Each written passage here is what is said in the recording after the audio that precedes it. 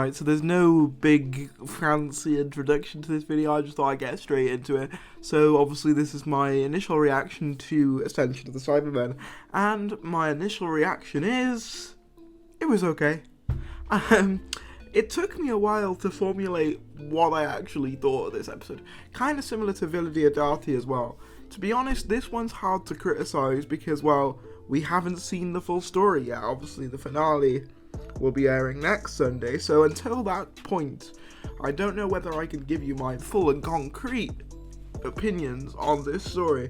With that said, I'll let you know what I thought, obviously, with just the first part. So, I'm of the opinion that this story was juggling too much. Kind of similar to a lot of Chibnall's scripts, to be honest. He's juggling a lot of elements, and personally, I think some of them could have occupied their own episodes. So you've got the plot where the Doctor finds the Gallifrey portal. Spoilers, by the way, obviously. If you haven't seen the episode, there'll be spoilers, obviously. So you got the bit where the Doctor finds the Gallifrey portal. You've got the bit where Graham and Yaz are on the cyber ship and they're being hunted by Cybermen. And you've also got the bit with that Brendan guy who's being converted into a Cyberman.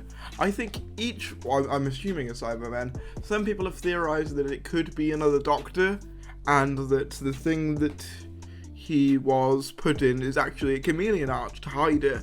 That could happen, although it doesn't really explain how he didn't die after falling, since that's what killed the fourth Doctor. But then again, Tennant survived a fall that large. So it's not out of the realm of possibility to say that he could survive that and be a Time Lord. With that said, though, I honestly think that these three concepts could have occupied their own episodes, separate from one another. I think putting them all together in one episode dilutes each of the concepts a little bit, in my opinion. I honestly think that you should have had one episode dedicated to Gallifrey stuff, one episode dedicated to Cyberman stuff, and then maybe, I don't know, maybe in that episode you could have the guy being converted. I'm not sure, but I think the plot lines weren't really given enough room to breathe.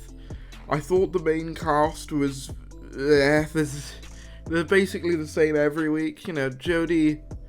Here's the problem I have with a lot of Chibnall scripts. They start off really well, and then when the main cast gets introduced, it goes downhill from there, essentially. And that was no different with this episode. Jodie is just, I find her irritating. I'm sorry, as soon as she comes on screen, I struggle. And I'm just being completely honest, I don't personally think she can carry scenes. I actually think that Yaz did a better job at carrying the scenes that she was in that the Doctor did in hers. That could again be down to the fact that the time was split so sort of thin, and like there was so many things, and obviously as well we had so many side characters in this episode, which seems to be a running thing, which I don't understand. Having an ensemble cast every now and again is fine, and it makes sense, and you kind of need to, because it's Doctor Who, and you know, it wouldn't make sense if every planet they went to had like 2 people on it. But at a certain point, you've got to be like, having 10 new characters per episode is really not necessary. You could have cut these down to about, you know, half of what they were. For example, in the human colony, you could have cut it down to that guy who's really hesitant of everything, the leader woman, and that's it. And like, that would have worked fine. Oh, and the guy who gets killed off and his dad as well, because that shows the ruthlessness of the lone Cybermen. I think that the large casts detriment the stories as well. When you've already got so many plot elements, you've already got these many characters, it's natural that some things aren't going to feel as developed as they perhaps could be if you had a smaller cast and maybe dedicated more time to each concept. I will say, one of the things that I loved about this episode was obviously the fact that Sacha Dhawan's master made a return. I love his master, and he's probably my favourite thing to come out of this era so far, so I'm happy to see him back. I am concerned with the rumours that I've talked about before about where this is going to go, and if it is going to go, you know, where we think it's going to go. That's something I'm afraid of, but I'm excited to see him again at least. I thought that the Cybermen were handled relatively well. They were actually a threat. Whereas towards, like, the end of the Moffat era, not so much Twice Upon a Time, not so much Worlds Enough in Time in the Doctor Falls, but more so in things like Time of the Doctor, they kind of started to be treated as quite comedic. Well, that was a problem that Moffat had for most of the villains, actually. He treated them way too comedically, and I think the Cybermen suffered from that as well. So it was nice to see them be quite ruthless. I do wish that this story had focused on them a little bit more. They did kind of, I know they were a big part of the episode, but there were times where you kind of forgot that they were a thing, if that makes sense. Like, obviously you see them every now and again, but like when the people are on the ship and the Cybermen are like right below them, why didn't they just send one Cyberman to go and kill them all? You know, things like that didn't really make a lot of sense. Also, I did like the confrontation the Doctor had with her companions. I liked that. That's something we need to see a lot more of, in my opinion. I think that is a crucial element that was missing from Series 11, and I'm glad at least that we're getting a bit of it, even if it is only a little bit of it. Yeah, this episode is just difficult to talk about without part 2, essentially. That old guy seemed off. The Brendan plotline was a good plotline, but I think it would have benefited from being its own story. Maybe if, like, I'm guessing it's either a Time Lord and connected to the Timeless Child. Maybe he's another incarnation of the Doctor, who knows? Or alternatively, it's going to be the Lone Cyberman. He'll be, I don't know what the Lone Cyberman's name is, but you know who I mean, the Lone Cyberman. He'll either be revealed to be that, so, and that obviously explains why he's all sort of messed up, because he did sort of a botched conversion on him in the past at some stage. So, I'd be happy with that resolution, but again, I feel like that could have been its own episode. I felt, weirdly, like a lot of the characters were sidelined in this story. I think Ryan and the Doctor in particular felt like afterthoughts. Obviously, Ryan is just a plank of wood at this stage. He doesn't really do anything. As much as I find Jodie's portrayal a little bit irritating, at least she does things, I guess. Whereas Ryan just kind of stands there for the majority of it. I don't really get anything out of him, I'm not gonna lie. I was really hoping that they were gonna kill him off, but then 2 seconds later the Doctor arrives and I was like, oh well, that's that dream over. But yeah, I mean, Yaz, I think that she's an improvement over Series 11. However, I will say I didn't buy her as this motivational leader. It seemed like she was trying to imitate the Doctor, which I hope goes a similar way to Clara, in which it'll be shown that trying to imitate the Doctor is not a good thing, and that that's actually detrimental to the individuals who try and do it, which we saw with Clara, even though in the end she kind of got rewarded for acting like the Doctor, but whatever, you get my point. Yeah, overall, this episode was fine. It just, I think it needs to simplify its ideas, maybe cut out the Brendan thing, maybe cut the Gallifrey stuff to part 2, and just simplify. I think there's just too much going on. Cut down the side cast a bit as well. And I think if you trim the fat, then there, like with most episodes, there is a really good story trying to get out. I personally think it just needs fine-tuning. Essentially, it needs a little bit tweaking, and with that tweaking, it could be, you know, really something special. But as it stands, it was just kind of fine. Also, I will say, those cyber drones looked goddamn ridiculous. I don't care what you say, seeing a bunch of cyber heads fly around with crappy CGI looked awful. It looked terrible. I've seen people say that it was actually, you know, really cool and stuff. I think the concept was fine, I just think it looked dreadful. I'd rather them have just used the Amazon drones that they use to deliver packages now, instead of, you know, cyber heads. That just looked really stupid to me. I don't know whether anyone else felt the same way on that. I know I spoke to some people after the episode aired, and they said, yeah, that looked a bit dumb. So, yeah, also, the return of the Cybers industry, Cybermen, I said in my last video that I'm kind of getting sick of seeing them, because they kind of had the same effect on me as the Time War Daleks did after a while, where it was like, okay, can we see a different design now?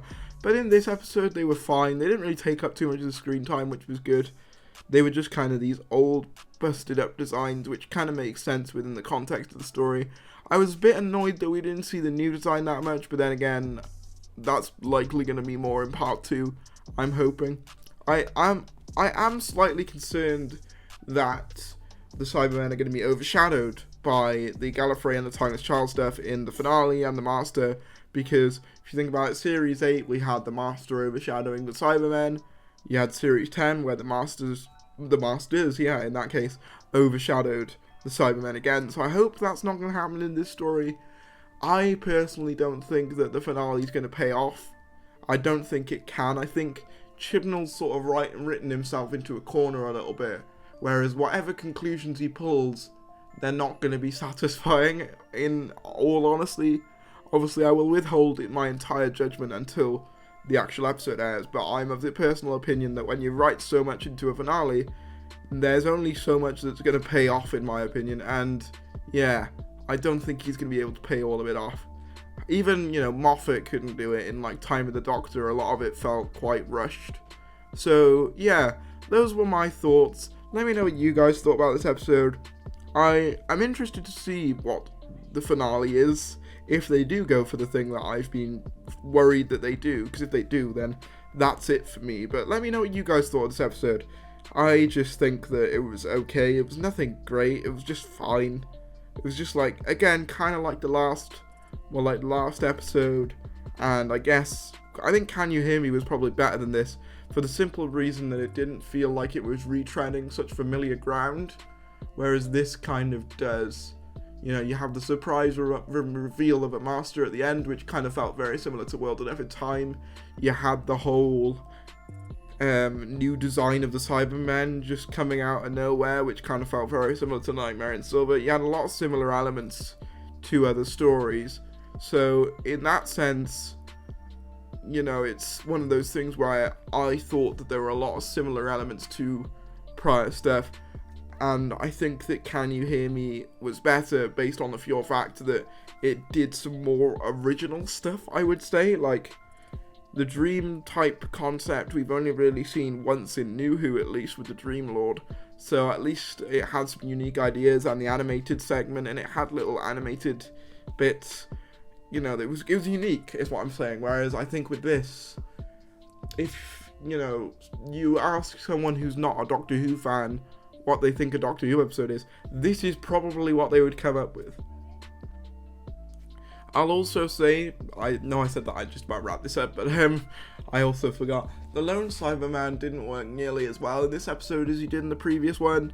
I thought that, even though he was a bit goofy, the lighting really helped to make him look creepier than he probably was. And that showed in this episode. Without that lighting and without that very specific framing, he just looked even more goofy to me. And as well, he kept repeating the same catchphrases. It was almost like a toy. You press the button and it says some evil line. That's kind of what it felt like to me.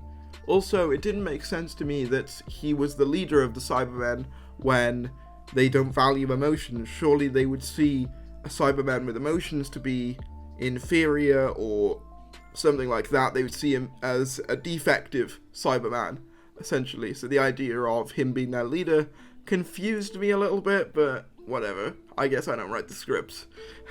With that said, everyone, hope you enjoyed this review. It's a bit all over the place, but that's kind of what all my reactions are to this series. They're a bit all over the place. Let me know what you guys thought. Comment, like, and subscribe. Let's see if we can get, let's see if we can get 70 likes on this video. You guys have been smashing it recently. Thank you very much.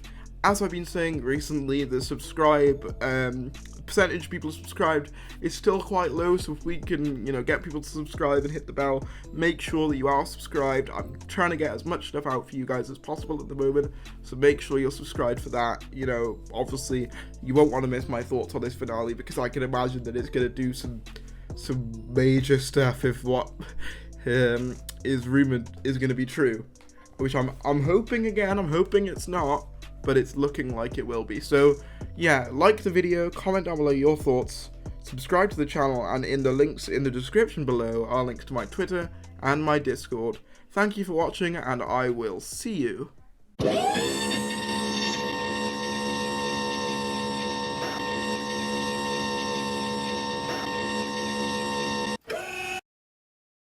Make sure to exterminate that subscribe button.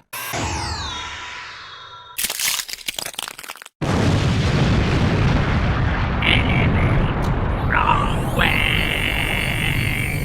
Have you been craving some high quality merch that doesn't have She Who Shall Not Be Named on the cover?